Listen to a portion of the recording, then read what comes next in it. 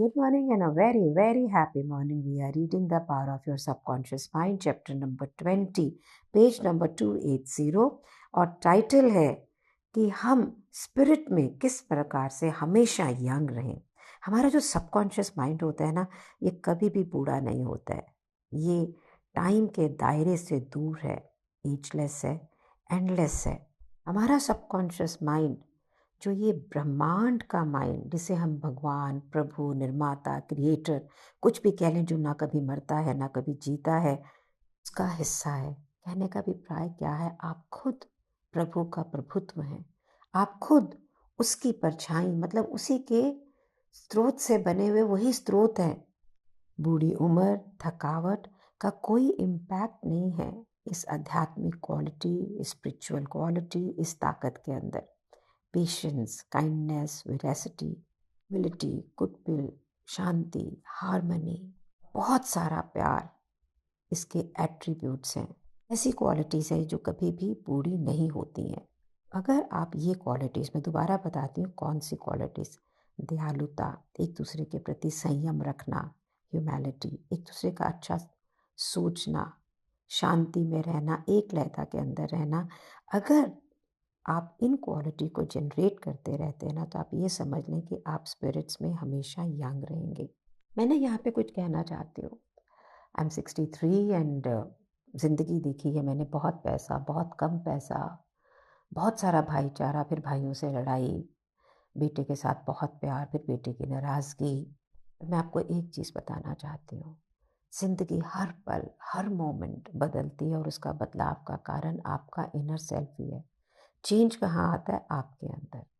जो कह रहे हैं ना कि जितने भी ये एट्रीब्यूट्स हैं, believe me, this is just with practice. ये ना, हम इतनी सारी ज़िंदगी में इतनी सारी चीज़ों से हमारी अनुभूतियाँ में आती है। मीन्स लोग कितना कुछ बोलते हैं। आप सोचिए, सुबह से लेकर शाम तक आप कितनी चीज़ों को एक्सपीरियंस करते हैं। उसके अंदर आप अपने खुद के जो दिव्य सेल्फ होते हैं ना, उसको बिल्कुल भूल जाते हैं। ये जो रीडिंग है ना, ये जो 15 मिनट की मैं करती हूँ, और कहने को आपके लिए करती हूँ पर करती अपने के लिए, इसका सिर्फ एक ही कारण है, ताकि मैं इन सब चीज़ों से टच में रहूँ। बस यही करना है अपने को, इसी को हमें प्रैक्टिस करना है। तो बुक क्या बोलती है कि जो ये साल हम जीते हैं, हर साल उम्र के साथ, ये रिस्पॉन्सिबल नहीं है कि लाइफ में डीजेनरेटिव, यानी चीज़ें जनरेट होना, निर्माण होना, डीजेनरेटिंग, उसको ख़त्म होना, जंग लगना, नस्त ध्वस्त होना, ख़त्म होना, धीरे धीरे चीज़ों का, ये उम्र के साथ नहीं है, ये समय के साथ नहीं है, लेकिन ये है डर के साथ कि हम अब बूढ़े हो रहे हैं, हमारा माइंड अब क्षीण हो रहा है, हमारी बॉडी अब क्षीण हो रही है।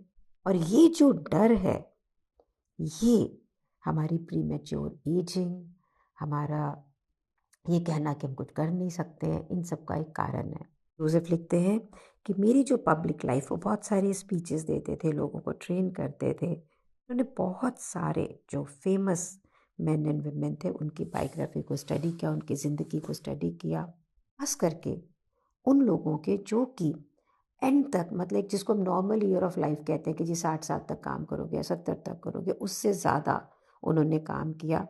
कि बहुत सारे लोगों ने तो वृद्ध अवस्था के अंदर ही लाइफ के अंदर कुछ अचीव किया। तो कहते हैं कि मुझे ये प्रिविलेज हुआ बहुत सारे ऐसे काउंटलेस, यानी अनगिनत लोगों से मिलने का, जिनके पास कोई खास खासियतें नहीं थीं, लेकिन उन्होंने बूढ़ी उम्र के अंदर ही क्रिएटिव पावर्स को यूज़ किया, माइंड एंड बॉडी की, और बहुत सारी अचीवमेंट्स क्रिएट की। यानी कहने का अभिप्राय ये है, ये मुझसे बुक कह रही है, आज ये ब्रह्मांड मुझसे बोल रहा है कि उम्र का कोई तकादा नहीं। कल रात को डिनर पे बैठी थी अपने समधियों के, और पता है क्या बोल रही थी? यार अब मैं 63 हो गई हूँ, कितना काम करूँगी, थक रही हूँ। I think this is the way the universe speaks to you. कल मैंने शाम को ये बात बोली है और आज सुबह 3 बजे मैं इसको पढ़ रही हूँ। इससे ज़्यादा क्या प्रमाण हो सकता है कि वो ऊपर वाला आपको सुनता है। बहुत ही ब्यूटीफुल रियल लाइफ एग्जाम्पल देता हुआ राइटर कहता है कि मेरा एक दोस्त जो लंदन में था, इंग्लैंड के अंदर, वो अभी 80 ईयर्स का हुआ। बहुत से लोगों 80 साल का बर्थडे इंजॉय करते हैं, लेकिन उसके लिए ऐसा नहीं था। राइटर कहता है जब मैंने उसको देखा तो बहुत ही पेल लग रहा था, वीक लग रहा था, और उसने एडमिट किया कि डॉक्टर ने कोई भी उसको बीमारी नहीं बताई है। तो उसने बताया डॉक्टर्स तो इडियट है, मुझे ये मालूम है कि मेरे को कोई बीमारी नहीं है, ये ज़िंदगी खुद है जो बीमारी है मेरे लिए। उसने पूछा भाई क्या कहने का मतलब है, तू क्या कहना चाहता है? तो उसने रोने लग गया कि मुझे तो कोई भी प्यार नहीं करता, किसी को मेरी ज़रूरत नहीं है, उनको क्यों ज़रूरत होगी, अब मैं किसी के यूज़ का नहीं हूँ। अब हम पैदा होते हैं, बड़े हो जाते हैं, बूढ़े हो जाते हैं, फिर हम मर जाते हैं, बस यही हमारी एंड ऑफ द स्टोरी होती है। जोसेफ कहते हैं मैंने एक तरह से देखा कि वो ठीक था कि उसकी बीमारी उसको कैसे दिख रही थी, उसकी क्या उसकी अंडरस्टैंडिंग थी। वो बीमार था इसलिए नहीं कि ज़िंदगी में कोई प्रॉब्लम थी, वो बीमार था इसलिए कि जिस ढंग से वो ज़िंदगी को व्यू कर रहा था, दैट वाज सिक। का जो ये मेंटल एटीट्यूड था कि मेरी तो कोई वर्थ नहीं है, मैं तो बिल्कुल फजूल हूँ, ये उसे बीमारी के रूप में दिख रहा था और वहाँ लेके जा रहा था। और वो क्या देख रहा था कि उसके पास उसे कुछ देखने को था ही नहीं। अपनी सोच में बूढ़ा हो गया था, और सबकॉन्शियस माइंड जो वो सोच रहा था उसको मैनिफेस्ट कर रहा था। जिस चीज़ से वो डर रहा था वही उसकी लाइफ के अंदर आ रही थी। ये सिर्फ इन्हीं के साथ नहीं है, अनफॉर्चुनेटली हमने ये देखा है कि जो भी अब बूढ़े लोग होते हैं उन्हें डर लगता है टर्म से भी, old age. Old age means extension, old age mean and, old age means थकावट। और असल में विजडम है क्या? एक सचेतना, एक स्पिरिचुअल पावर आपके सबकॉन्शियस माइंड की। ये जानना, यही विजडम है कि इस पावर को हम एक पूर्ण हैप्पी जिंदगी में कैसे जी सकते हैं। आप है ना जोसेफ आह्वान दे रहे हैं, एक इंस्पायर कर रहे हैं कि उन लोगों को, मैं आपसे कह रही हूँ, अगर आप 65 साल के हैं, अगर आप 70 साल के हैं, 75 के हैं, 80 के हैं, 85 के हैं, ये आपके लिए एक बिगनिंग हो सकती है एक बहुत ही खूबसूरत, fruitful, active, productive life pattern की। उससे पहले शायद आपने इतना अच्छा ज़िंदगी जी ही नहीं होगी। इस पे विश्वास करें, एक्सपेक्ट करें, और आपका सबकॉन्शियस माइंड इसको ज़िंदगी में लेके आएगा ही आएगा। चीज़ देखी है कि with a certain age, like 60+ की मैं हो गई हूँ ना, बहुत सारी चीज़ों में पीसफुल होती चली जा रही हूँ। पहले कितना शौक होता था, यहाँ जाएँ, उस रेस्टोरेंट में जाएँ, पबिंग में जाएँ, ये जाएँ, वो जाएँ। अब क्या दिल करता है कुछ अच्छे दोस्तों के साथ बैठ के म्यूज़िक सुने, and you read and you are talking to them regarding life, that gives you more pleasure. तो बदला कुछ नहीं है, सिर्फ तरीके बदल गए हैं ज़िंदगी जीने के। And I feel more enriched now. और जब मैं इस बुक को पढ़ रही हूँ तो जो थोड़ी बहुत शक शुबा है वो भी निकलते चले जा रहे हैं। आपके निकल रहे हैं कि नहीं, ये बताओ। So welcome to change.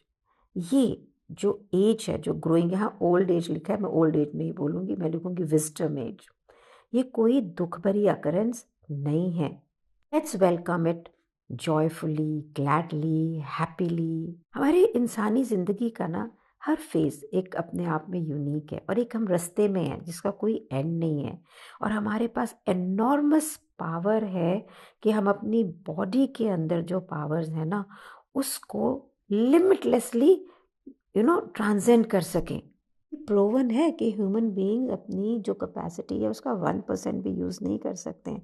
तो ज़िंदगी स्पिरिचुअल है, आध्यात्मिक है, एटर्नल है, शाश्वत है।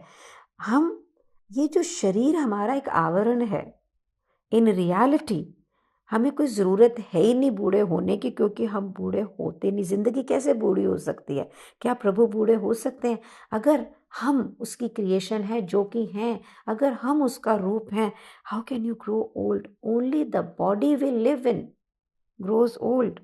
बाइबल क्या कहती है कि ज़िंदगी खुद प्रभु है, ज़िंदगी सेल्फ रिन्यूइंग है, ज़िंदगी शाश्वत है, ज़िंदगी इंडिस्ट्रक्टिबल है, ज़िंदगी एक रियलिटी, एक सच्चाई है हम सब के लिए।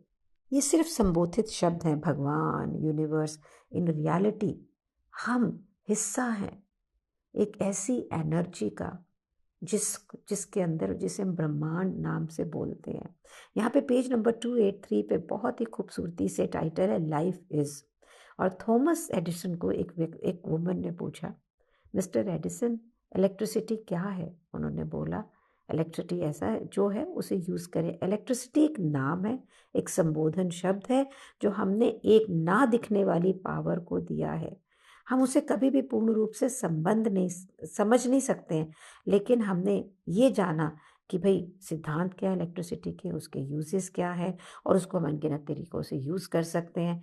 लेकिन क्या आपने इलेक्ट्रॉन्स को अपनी आँखों से कभी देखा है? लेकिन उसके बाद में भी हम उसको साइंटिफिक फैक्ट की तरह मानते हैं ना। इस वैलिड कंक्लूजन पे हम कैसे पहुँचे हैं? क्योंकि हमने बहुत सारे एक्सपेरिमेंटल एविडेंस किए जो कि इसको कोइंसाइड करते हैं। इसी प्रकार से आप ज़िंदगी को आँख से नहीं देख सकते, लेकिन हमें मालूम है कि हम ज़िंदा हैं, ज़िंदगी है, और हम इस रूप में, इस शारीरिक रूप में यहाँ क्यों आए हैं? इसे एक्सप्रेस करने, इसे एक्सपीरियंस करने, इसकी पूरी खूबसूरती और पूरी ग्लोरी के साथ। बहुत ही खूबसूरती से बुक ये शब्द कहते हैं जो यहाँ लिखे हुए हैं कि आपका माइंड और आपकी आत्मा कभी भी बूढ़ी नहीं होती। बाइबल कहती है, and this is life eternal and they might know the the only true God. जो लोग ये समझते हैं ना कि ये जो इस दुनिया में आने वाला एक साइकिल है जिसमें हम पैदा होते हैं, एक एडोलेसेंट की एज आती है, फिर हम जवान होते हैं, मैच्योरिटी और ओल्ड एज, कि ये ज़िंदगी इतनी है, तो उन लोगों पे दया आती है। क्योंकि उस व्यक्ति के पास में कोई एंकर नहीं है, कोई आशा नहीं है, कोई विजन नहीं है, और उसे अपनी ज़िंदगी का शायद कोई मीनिंग नहीं है। वो ज़िंदगी के सिर्फ दिखने वाले हिस्से को ज़िंदगी मान रहा है। फिर जब अगर आपको ऐसा विश्वास है कि ये शरीर ही सिर्फ मेरा जीवन है और इससे होने वाली अनुभूतियाँ ही मेरा जीवन है, तो होगा क्या? Of course frustration, stagnation, sense of hopelessness, निराशावाद, और फिर एक मेंटल डिप्रेशन होगा कि भाई ये है, ये नहीं, ये क्यों हो रहा है, कैसे हो रहा है, ये है, वो है। क्या हुआ अगर आप अब इस उम्र में छोटे बच्चों की तरह टेनिस नहीं खेल सकते हैं या स्विमिंग नहीं कर सकते हैं? आपसे पूछ रही है ये किताब पेज नंबर 284 पे।